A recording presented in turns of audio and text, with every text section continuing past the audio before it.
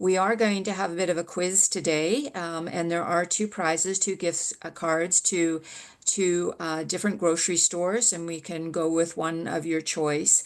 We chose this based on our staff's recommendation because we're really hoping that we have a lot of graduate students and undergraduates here, and we recognize the financial pressures that they're under. So I'd like to introduce the IT team.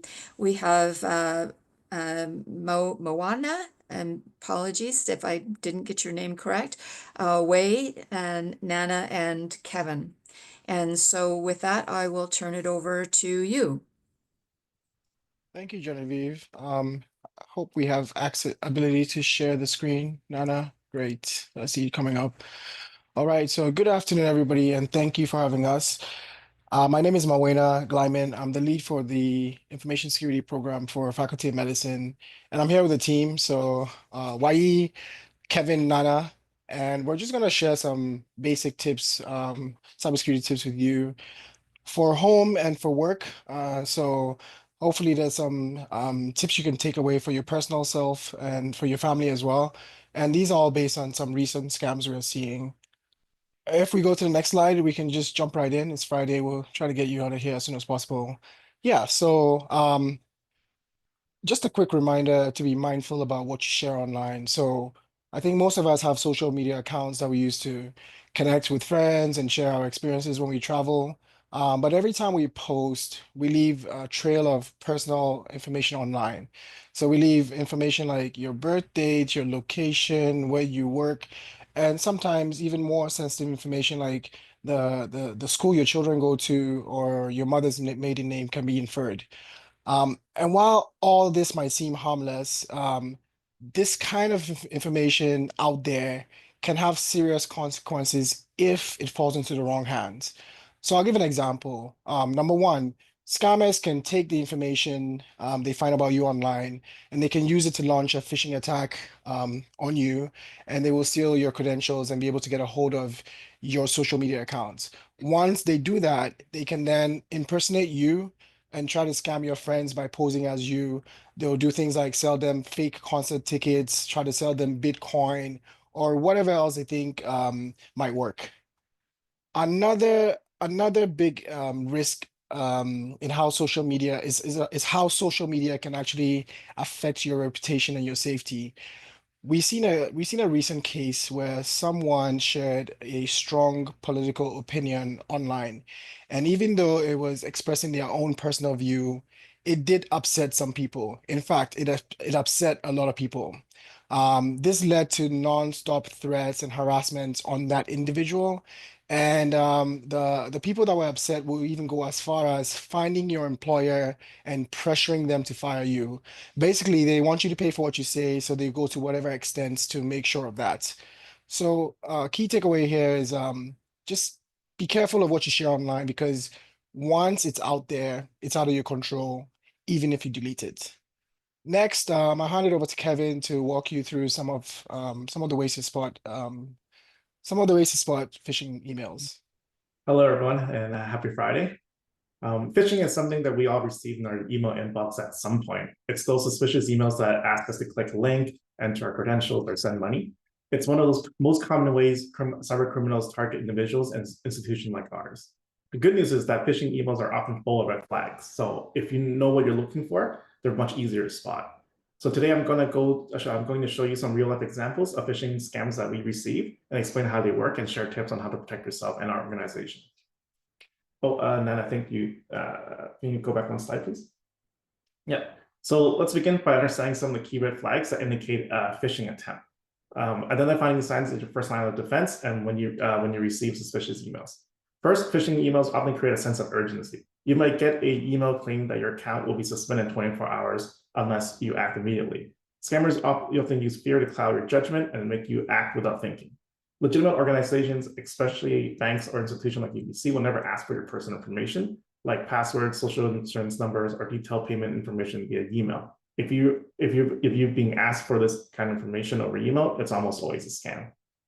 Many phishing emails are full of poor spelling, awkward phrasing, or inconsistent formatting. Legitimate organizations have professional standards for their communications. But with AI these days, phishing emails are getting a lot more sophisticated with proper formatting and grammar, so be on the lookout for those. And finally, if it sounds too good to be true, it probably is. Scammers often lure people with promises of free money, prizes, and unbelievable deals. So by staying alert to these red flags, you can avoid falling victim to these schemes. Next slide, please. Now let's take a look at some specific types of phishing scams we receive that plays on emotion and generosity. These scams are often involve free items or donation that seems too good to pass up. Scammers often use heartwarming or tragic stories to build trust. For example, a retired surgeon claims to be donating an MRI machine because of their health issues. It sounds like a wonderful gesture, but the real goal is to get you to gain your trust and later ask for a fee or personal information. Another example is a scammer offering a free Yamaha piano. After getting your trust, they'll ask for a small moving fee, and once you pay, disappear, and the piano never arrives. If you ever receive emails like these, stop and ask yourself, does this make sense? Why would someone offer a free MRI machine or piano out of the blue? And if it was legitimate, why aren't they using official communications channel? When in doubt, verify through official communications channel methods with the offer in person, or send it to your institution's primary cybersecurity team, or if you're UBC, security@ubc.ca, and ask for a second opinion. Don't feel bad if you reported an email from another institution to UBC cybersecurity team. We are very nice people and don't mind providing you advice and pointing to the correct security team if need be. Next slide, please. Next, let's talk about impersonation scams. These are particularly dangerous because they can exploit our trust in authority figures. One tactic used is displaying using fake display names. They might use the name of someone you know, like a dean or a department head, but their email address is often from a non-official domain like Gmail or Yahoo. An email claims to be, for example, Christopher Sutton, but the address is from a personal email address instead of their usual work business at ubc.ca or at PHSA institutional email. Always hover your mouse over the name to see where the actual email is coming from. Another impersonation tactic is expressing urgent or unusual task. For example, if a fake dean asks for help with an urgent task like purchasing gift cards. Scammers might also ask you to switch from official emails to texting or WhatsApp. This makes it harder to verify their identity and to track. To protect yourself from these scams, always confirm unusual requests by calling the person directly or using official communication channels like for if you're UBC, UBC Teams chat, or your institutional's official communication platform. Next slide, please.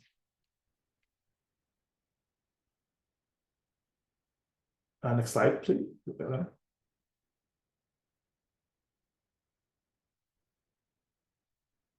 Oh, is Nana here? Oh, there we go. Perfect. Okay, for another common phishing tactic, credential harvesting. These scams are designed to steal your login information. A common strategy scammers use is urgent password reset requests. You might see an email saying that your password is about to expire in 24 hours.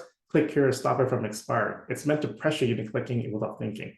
The link in the email often leads to a page that looks legitimate, but is designed to steal your credentials. To protect yourself, always hover over the link to check the URL. Never click on links in unsolicited emails. Go directly to the official websites by typing in the URL yourself. And also enable multi-factor authentications for extra security for your accounts. Next slide, please. And finally, let's look at some phishing scam disguised as an HR email. These are tricky because they often look professional. One tactic is using familiar subject but fake links. In this example, the email mentions a mandatory policy 604 training, but the link leads to a non-UBC official domain or website. Always hover over links to see where they lead to.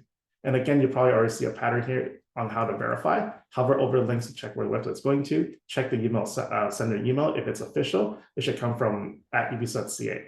But in this example, however, it's a little tricky. As you might see, the email is actually from @ubc.ca, but the account was actually compromised and it was used to send out malicious emails. So be mindful of not just the flags, but the whole context of what the email is asking for. If the email seems off, contact HR directly to confirm if it's real. And that's the key takeaway from all of this. If there's any doubt, ask. Report anything suspicious to cybersecurity@ubc.ca or your primary institution cybersecurity team. Not only would you protect yourself, but your reports will have the security team block malicious links and prevent others from receiving or falling for the same phishing email. Now let me pass it to Wai to talk about the different types of common cyber attacks that you've encountered on the web. Thanks, Kevin. Hi, everyone. I'm Wai. I'm an information security analyst on the team. I'm going to cover some common attacks that affect both your personal and work accounts. Today we're going to start with something called credential stuffing. Credential stuffing is a type of attack where stolen usernames and passwords from one breach are then used to get into accounts on other websites, other different websites. It's really scary because many of us might be using the same or similar password across different sites. In fact, last year there was a file called RockU 2024 that made headlines. It's a file on the dark web that's by far the largest password compilation, containing 10 billion stolen passwords. That's a lot of passwords. What are the chances that one of us or someone we know has their password on that list? So the danger is really in reusing the same or similar password across multiple websites. Just the other year, the company 23andMe, so that's the folks that do DNA genetic testing, they suffered a big data breach from a credential stuffing attack to gain access and expose information on almost 7 million users.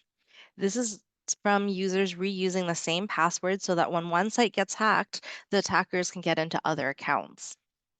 Now, what can we do to protect ourselves?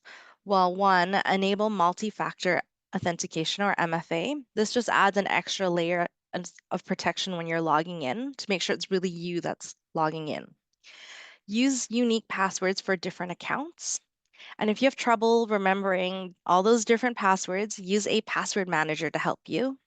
Another thing you can do is monitor for data breaches on your credentials.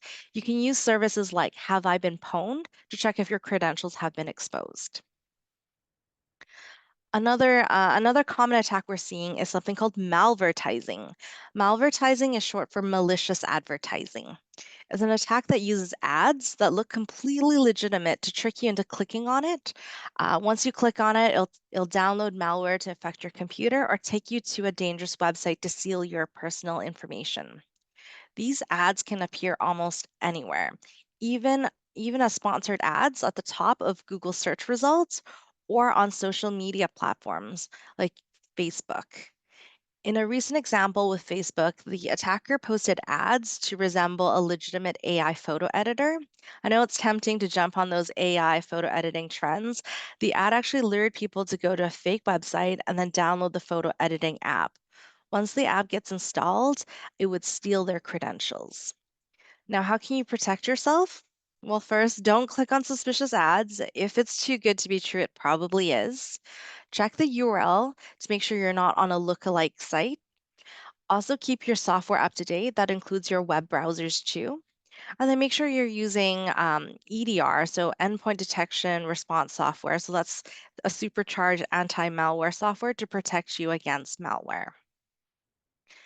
Another scam we're seeing a lot is tech support scams.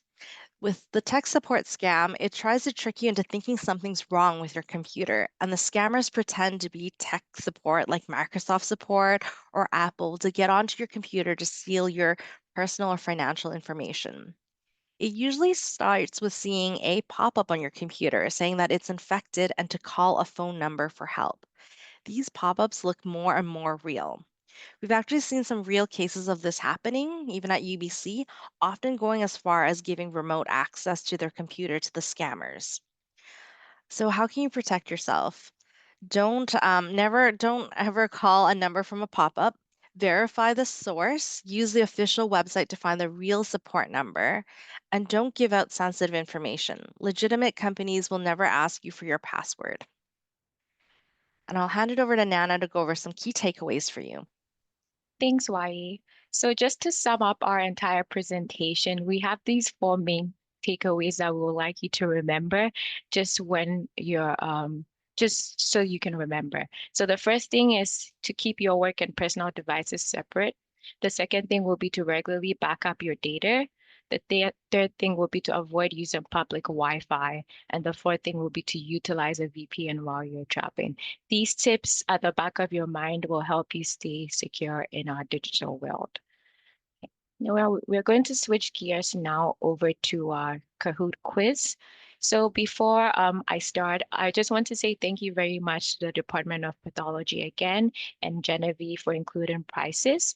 If you joined the meeting a little later, so there's some gift card as prizes for the winner and the first runner-up of this game. And now that we have some incentives, I'll just go through some rules for the game before we get started. So the first thing is I'll suggest opening a separate browser and ensuring that you can still see my shared screen. I advise maybe playing on a mobile device because it's just easier. The second thing will be to go to kahoot.it and then you can enter the game pin 7238756. I'll drop this in the chat as well. And then once you join from kahoot.it, you can create a nickname and then we can go ahead and get the game started. I'll just keep the screen up for a little bit and then we'll switch gears to the game.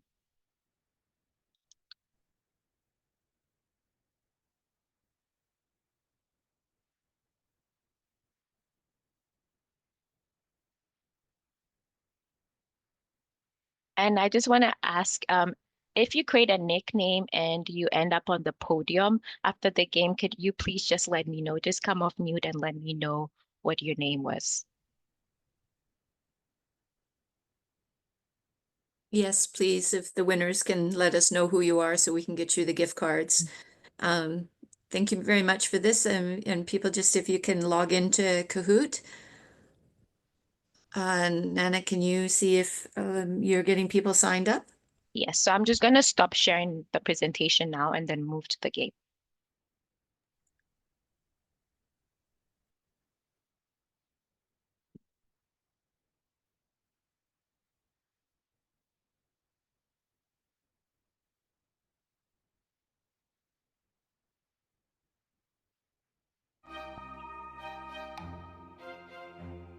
So we have folks joining in. Can you please give me a thumbs up if you can hear my sound? Yep, looking good, Nana. Okay, great.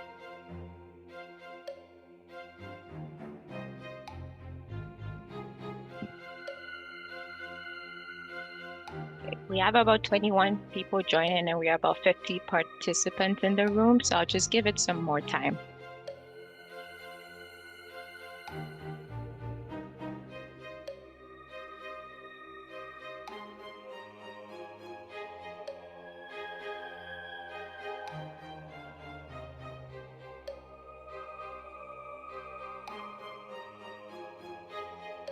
So just remember with Kahoot that it's speed and correctness that matters.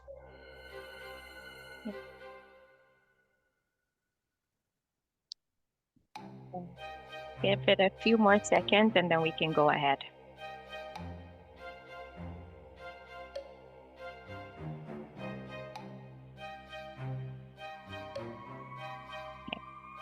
And then we have a test round. So this is just to give you a feel of how the game runs. And like Wai mentioned with Kahoot, it's speed and accuracy. So let's test it out. I'm gonna go start now.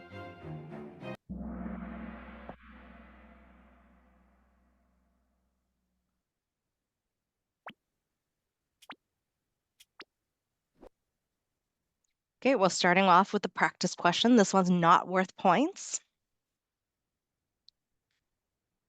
The practice question is, why should you avoid using the same or similar password for everything?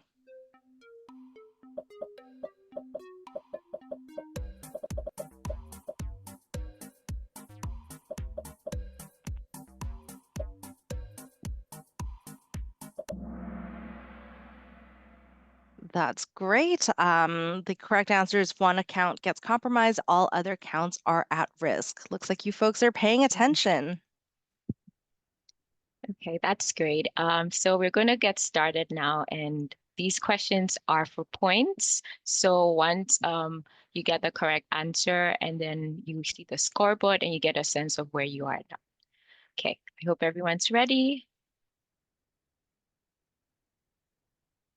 Okay, let's get started. All right, how can AI be misused by criminals?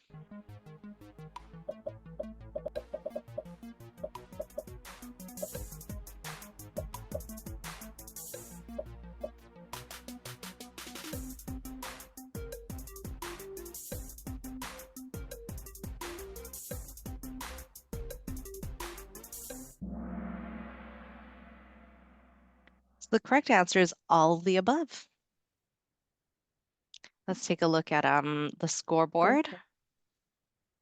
Okay. Looks like Al's leading. And cyber criminals are getting way more sophisticated with phishing emails, and they pay attention to what's happening at UBC. So just be cognizant of that. And if you wanted to learn more about generative AI at UBC, you can go to genai.ubc.ca. Great. So let's move on to our next question. What is credential stuffing?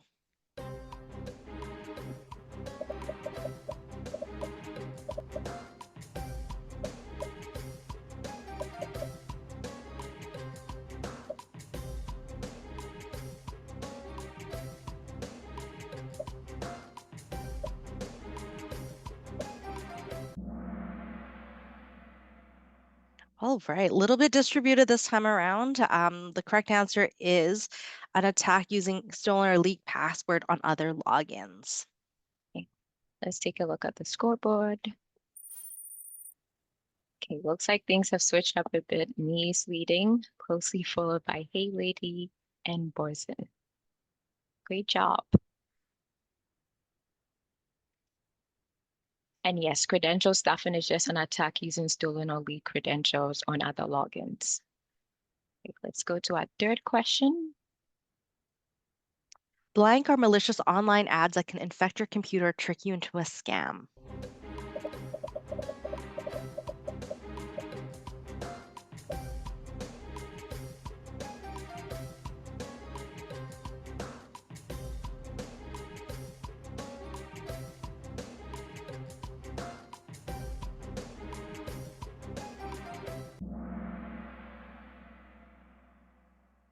The correct answer is malvertising. So for those who've been paying attention today, you'll see that they are malicious ads that can either infect your computer with malware or trick you into a scam.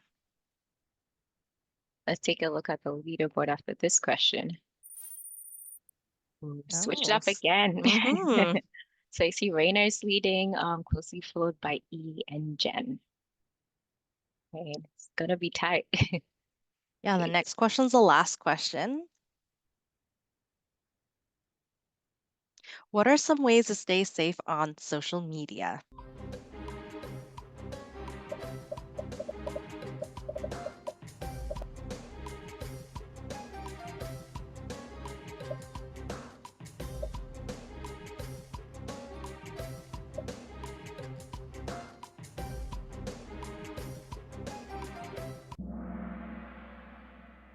it looks Yep. like everyone got this correct.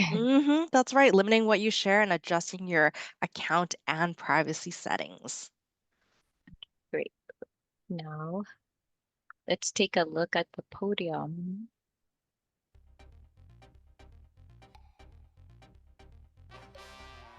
In third, Jen. Second place, E.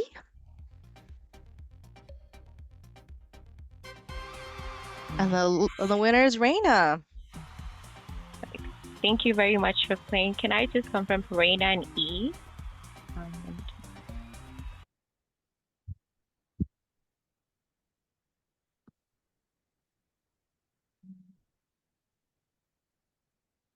yeah, if Reina and E can just confirm in the chat or come off mute. Or Donald suggesting they could also email their names to Okay. Donald as well. Okay, great. I see Eunice said that they're E. Congrats, Eunice. Okay, great. And then with that, we've come to the end of our presentation. Just a reminder that to report any security incident or if you're in doubt, you can, if you're UBC affiliated, you can report it to security.ubc@c.ca. Or if you're affiliated with any other PHSA groups, you can also report security incidents to them. Or if you are in doubt about anything, you can also just reach us directly in Faculty of Medicine at form.cybersecurity@upc.ca. We're always happy to help or reroute you to the right people. And with that, we've come to the end of our presentation. Thank you very much for having us. This was a fun session and hope to see some of you again in the future. Thank you very much. And thank you for passing on the website as to where to find a password manager. I see that people in the chat have asked about that, and we can send that out in our bulletins. This is a question that comes up quite often. I know people are heading out to their next meetings, but did anybody have any questions for the cybersecurity team?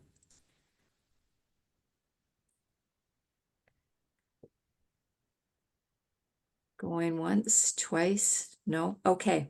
All right. Thank you very much. This was very helpful, and I hope that our members of our department have learned something new about cybersecurity and how to stay safe. All right. Thank you, everybody. Thank you all. Have a Thank nice you. weekend. Everybody Bye. on this weekend. Bye.